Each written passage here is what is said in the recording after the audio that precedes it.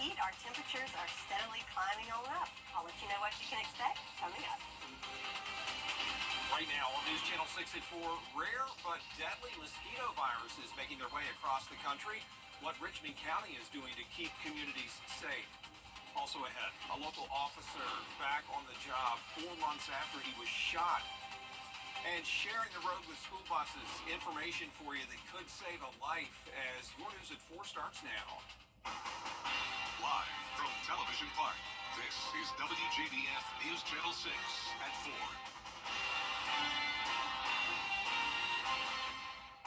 Good afternoon, everybody. I'm Brad Means. Thank you for joining us. Jenny is off tonight. As coverage you can count on begins with some bloodthirsty pests out and about. And if you live near standing water, you're probably all too familiar with them. Hannah Latier joining us live now from one of those areas with a look at how local mosquito control agencies are fighting the insects. Hannah? Yeah, that's right, Brad. Recent rain across the CSRA has created more breeding grounds for mosquitoes like the one behind me. And crews from Richmond County Mosquito Control have been out making their rounds trying to put a stop to them. They set traps for surveillance in 8 of 16 total locations Monday. If they decide to treat them, they will use specific pesticides for either adult or larvae mosquitoes. Diseases and illnesses like West Nile virus are a danger when it comes to mosquito bites. According to the Georgia Department of Public Health, one person in Richmond County has been diagnosed this summer. To lessen the risk, use mosquito repellent, wear light-colored long shirts and pants, trim your grass, hedges, and shrubs, and try to stay inside at dawn and dusk when mosquitoes are most active. You'll also want to eliminate all standing water and debris on your property. And if that doesn't work, the department offers free services for people who are getting bugged. We have part-time seasonal workers who work at night who will come out to your residence and they'll do an inspection, walk around your home, look for any areas where mosquitoes are possibly breeding, and they'll tell you how to dump all that water out. And then while they're there, if mosquitoes are actively landing on them, then they can spray around the property with the truck. Call 311 to set up an appointment with mosquito control and visit WJBF.com for more information on how to prevent the pests. Live in Augusta, Hannah Latier, WJBF News Channel 6. It is time now for our first check of the weather. Meteorologist Sherry Shealy standing by after a nice weekend and a pretty start to the work week so far. Yes, so this weekend had us feeling like fall, but as Hannah stated, that's a reminder, it's still summertime, mosquitoes, and warm temps, right? That's two of the main components of summertime around here. But right now, looking at our Terry Labor Hyundai Sky View cam, we've got blue skies with a few fair weather, fluffy clouds mixed in there in Swainsboro. And we also can see that on our satellite and radar. There we go. It's looking pretty good, mostly clear, just a few clouds popping in and out of there as we have mostly dry conditions throughout the southeast, really. Temperature-wise, we're at 90 degrees here in Augusta, 89 in Aiken, 93 in McCormick, so definitely warming on up, a few degrees warmer than this time yesterday. Winds, though, a little bit calmer than yesterday. Looks like top wind speeds up to about 9 miles per hour there in Marmel and 7 in Aiken, so a little light breeze there blowing through this afternoon. So your afternoon stroll forecast looking great with lots of sunshine throughout the afternoon. Again, we're topping off in the lower 90s for today, and then overnight lows will be in those lower 70s to upper 60s. So Mother Nature is cranking up the heat on us this week, and more humidity returning to the forecast. I'll have all the details on what you can expect for your week ahead coming up. Brad? All right, Sherry, thanks. A Waynesboro man facing charges after an incident over the weekend. Investigators say it happened Saturday at the Magnolia Acres apartment complex. Deputies say Jaquel Gaines there punched another man and sent him to the hospital. Gaines charged with aggravated battery. A local police officer is back on the job after he was shot on duty some 4 months ago. Sergeant James Hall was injured April 27th when he was responding to a shooting near Razor and Carroll Street. He was shot several times. The shooter shattered the back glass of his patrol car. Hall says his wife and children's support was key during his recovery. At times, she's been my rock, and vice versa. I don't know what it was like for her to receive that call from me. I just know what it was like to give it, and I'm glad she's who she is.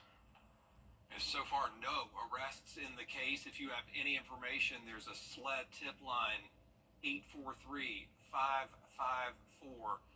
Let me read it again, 843-554-1111. There it is on your screen. Commissioners looking to help Augusta look better by beefing up code enforcement. Labor Day is 1 week from today, and Georgia and South Carolina are kicking off their Hands Across the Border campaign. You'll see more law enforcement out on the roads during this week-long event. You know, last year was the deadliest Labor Day holiday weekend in the state in the last 15 years. 40% of those that were killed in Labor Day holidays were between the ages of 16 and 34.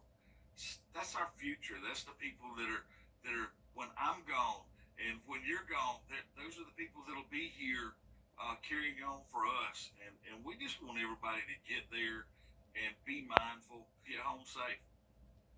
Hands Across the Border runs through Labor Day.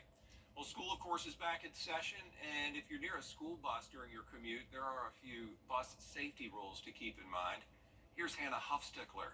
Lance Corporal Lena Butler with the South Carolina Highway Patrol says there are 4 danger zones around a school bus. They are directly in front of the bus, directly behind the bus, and on the sides. She says the driver and student need to be able to see each other to make sure they are not in these zones. If the student can't see the driver and the driver can't see them, they're in the danger zone. So they need to be seen by the driver and make eye contact with the driver so that they'll know that it's safe, to approach the bus. And also, the student needs to make sure that they look both ways before approaching the bus as well. She says if children are in these zones, they are in the most danger of being hit by a vehicle. Butler gives some safety tips for all drivers to keep in mind. We ask the motor public to plan ahead. Give yourself extra time to get to your destination. Always buckle up and limit distractions when you're driving. Stay alert, watch for school buses, and also stop school buses as well. Butler says to let children know that if they are walking to or from school or getting off the bus, to stay 10 feet away from the bus or a curb. If the child is too close to the roadway, they're in danger as well. Motorists, now that school has started back, it's everybody's responsibility to make sure that they're doing what they need to do in order to keep our children safe. Hannah Huffstickler for us today. Georgia and Clemson are competing on and off the field this week, and Shepherd Blood Center is going to have a blood donation battle. It's all week long. The Bulldog fans, the Tiger fans, who can donate the most blood. All you have to do is go to Shepherd, any location, and cast your vote when you donate for the Dogs or the Gamecocks. Check that for the Dogs or the Tigers. My goodness, Gamecocks fans, I'm so sorry. Donate blood platelets or plasma, leave with a t-shirt and a voucher for a free Chick-fil-A sandwich. All this blood goes to local hospitals and our outlying counties. This week on Jenny, French cuisine at its finest, right here in Hammond's Ferry. Join us tomorrow and learn the delicious backstory to Bistro 55 in Hammond's Ferry. The owner tells us how a girl born in Morocco and raised in Paris ended up opening a restaurant in North Augusta. You'll want to hear about her journey and find out about that amazing food. The pictures of these dishes are mouth-watering. Oh my goodness. The filet looks absolutely beautiful. It's to die for, melts in your mouth. Yeah. Yes. Yeah. We have the canard orange. Yeah, It's a right. must. Right? And don't forget our French onion soup, which is very popular. And of course the sweet one, which is the chocolate souffle. Is there like a croque monsieur? Yeah, of course we do. Oh, of course. We have the croque monsieur, Fabulous. the croque madame. Paul, it also tells us about Sunday brunch and special theme nights, plus the benefits of pickleball and a peek inside the new Dinked Pickleball in Augusta. Also, if you need some me time in your busy life, we have an expert who's talking about the importance of taking care of yourself so you can take care of your family. That's tomorrow at 12:30 on Jenny. Still ahead right here, the way classes are taught is changing. How advanced technology is shaping a whole new generation. And we've got the return of the summer heat this week as we're in the lower 90s today, but climbing into the upper 90s later on this afternoon. And can't forget about that humidity making it feel even warmer. I'll have more details for you coming up. Hi, ET.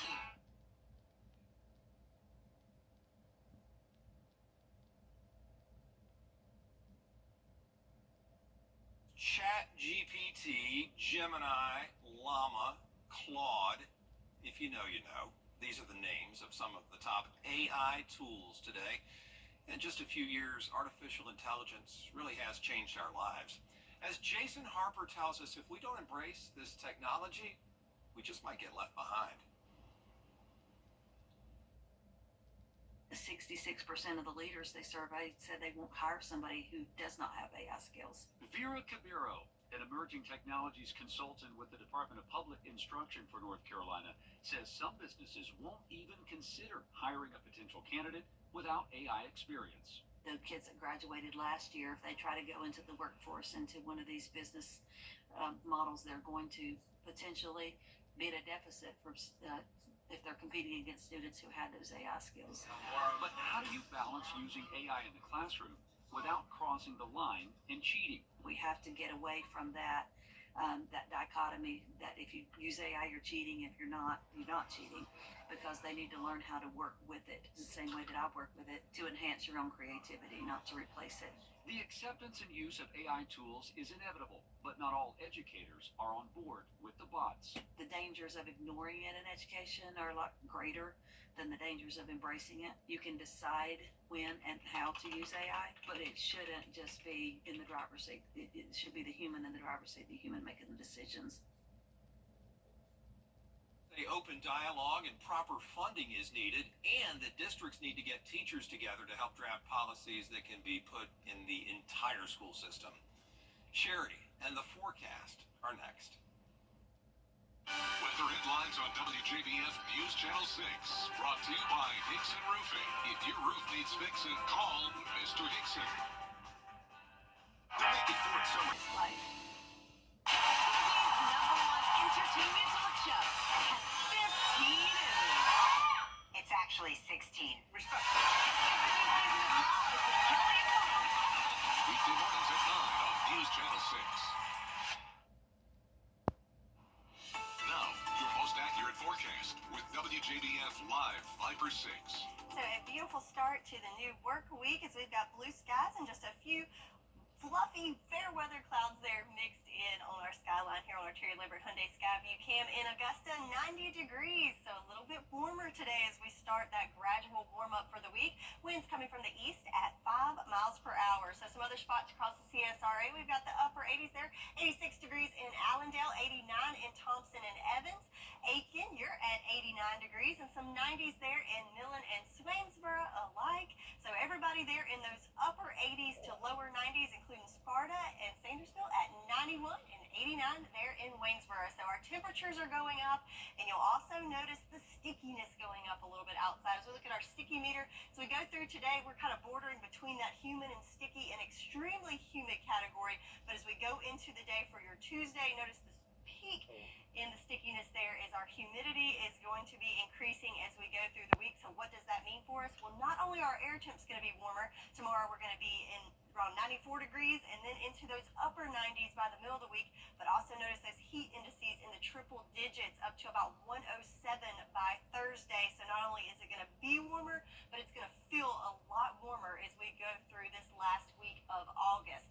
But with that, we do have a little more moisture in the air, but we're not going to see a whole lot of moisture in forms of precipitation as it's still dry air aloft. We've got a few little clouds pulling in there this afternoon, but overall, mostly clear conditions for us as we wrap up this Monday. But then come Tuesday morning, notice a little bit of cloud cover coming in there. That's going to be some low-level clouds as we wake up Tuesday morning, and also could see some patchy fog, especially in our eastern line counties. So won't be surprised if you see that tomorrow morning. Make sure you allow the time to get to your destination safely if you do have to deal with that fog. But then as we go through the day on Tuesday, then we're back to mostly sunny conditions with just a few wispy clouds in there. So again, rain chances are at 0 for the next several days. Our next chance of rain not coming in until the weekend, but still looking at very low chances even then as we go into the holiday weekend. So rain chances are staying down, but the temperatures are going up. So check that out as we go up to the upper 90s by Thursday, but then a cool front is coming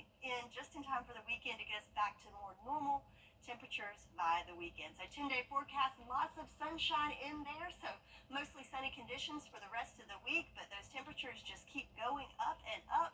But hey, it's the last week of August. It's still summertime, and Mother Nature's reminding us of it, giving us a little bit of heat back. Yeah, she sure is. Thanks, Sherry. Still ahead, how you can take your furry companion along for the journey and get paid to do so. Hey, Ray. On this National Dog Day, here's the job of a lifetime for you. Woofs is looking for a chief hotel inspector to go on road trips with their dog and find the best pet-friendly places to stay. They'll cover your expenses. You'll get paid for your time. It's a 6-month gig that pays anywhere from $1,000 to $10,000 a month. That's Woof with a Z. You can Google it. There's an app. There is a lot more coverage you can count on at 4:30, including veterans at Camp Lejeune still fighting for compensation. The new push for justice stemming from toxic water claims. Stay with us.